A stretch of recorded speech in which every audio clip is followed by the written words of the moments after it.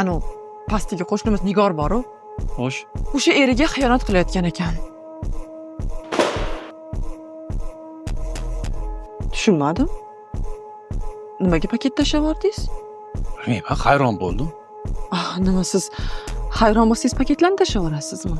Hayron qolsang sen ham tashlab yuborasan? Hech ham. Men hayron bo'lsam tashlab yubormayman paketlarni. Yo'q-e. Bo'pti, o'shachi.